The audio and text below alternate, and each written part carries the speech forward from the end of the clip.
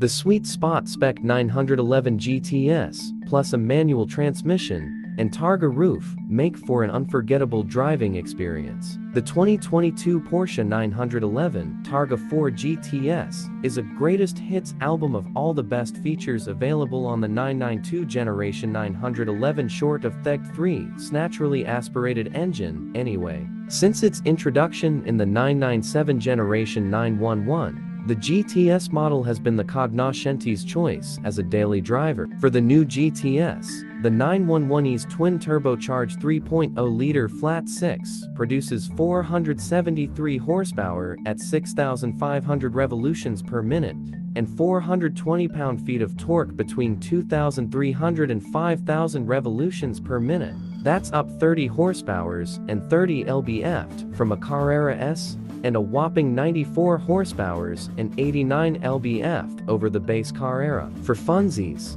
the GTS is only 29 horsepower down on the GT3 and is way up on torque. And that low-end twist is what makes the GTS so good as a daily driver. If I have to offer a criticism of the turbo engine, it's that it doesn't provide as compelling a soundtrack as a naturally aspirated 911. The engine sounds like a diesel at idle, and while the sound it makes as you climb the tachometer isn't bad, it's also not the spine-tingling yowl offered by free-breathing Porsches. The 2022 Targa GTS is available with either an 8-speed PDK transmission, which remains the best dual clutch in the biz by a country mile, or, as is fitted to my test vehicle, a 7-speed manual. Porsche 7-speed stick isn't something I've always been in love with. The first version in the 991 generation car was pretty unpleasant, but the current iteration offers precise, notchy shifts with a gear stick that's been shortened by 10mm and a 7th gear that is genuinely useful to eke out highway fuel economy. The 911's clutch isn't what I'd describe as light, but it offers smooth, progressive engagement without becoming tiring in heavy traffic. As with all the other Targa models, the GTS is offered exclusively with all-wheel drive. Being kind of a 911 nerd, this isn't my preference, but the GTS has so much power that you won't ever notice the extra front-end weight. And the amount of grip offered by the active torque vectoring AWD system is just staggering. This is accentuated by the sticky Pirelli P0 tires that come standard on the GTS, mounted to 20-inch front and 21-inch rear wheels borrowed from the 911 Turbo. Brakes are nearly always a strong suit for the 911, and the standard steel brakes on this GTS are no exception. They offer immense bite, great fade resistance, and significantly better feel and ease of modulation over the picked carbon ceramic units. They also aren't a $9,000 upgrade like the carbon setup, so everyone wins. The GTS trim gets a 10mm lower ride height compared to the Carrera, and the Porsche active suspension management system works as brilliantly as ever, offering superb body control without asking for big sacrifices in comfort. All of the driver's contact points, pedals, shifter, steering will feel perfectly weighted and placed for maximum comfort and confidence at speed.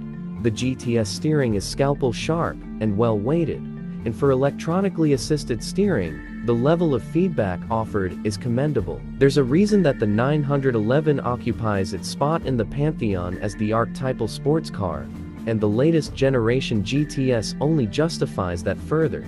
It's unrelentingly fast when you push it, offering seemingly limitless grip, and makes even average drivers feel heroic on canyon roads. But that's not only what makes the 911 great. What makes it a legend is its usability, practicality, and its quality.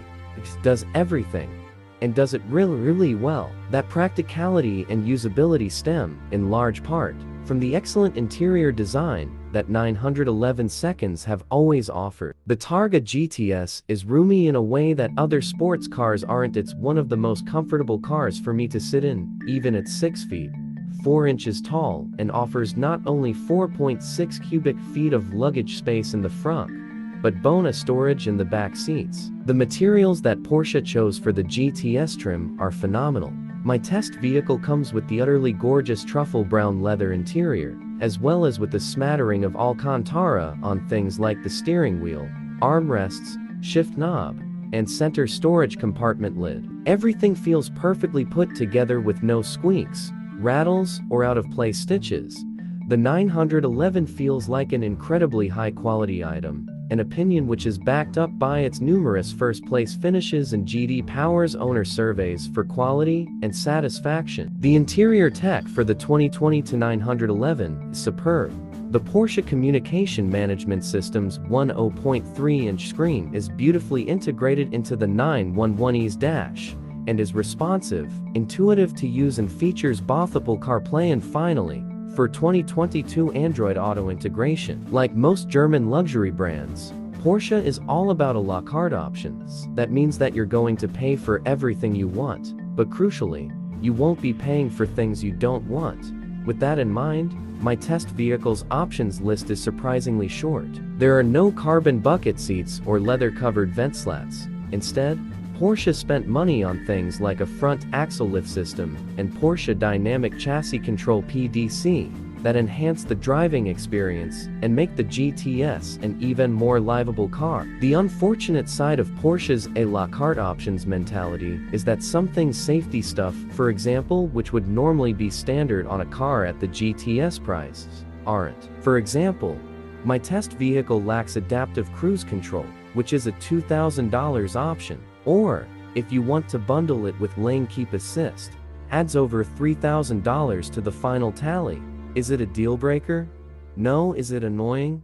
Yes. Should you pony up for these features? Also yes. Speaking of pony up, that's what you'll have to do if you want to play.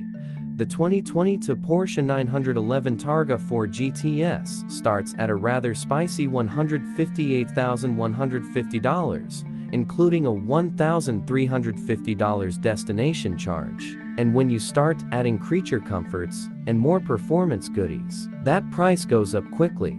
My moderately optioned test vehicle retails for a whopping $175,030. Can you get faster, more powerful cars for significantly less money? Absolutely. But with those vehicles, you're giving up practicality and a driving experience like no other. Exactly what makes the 911 so special.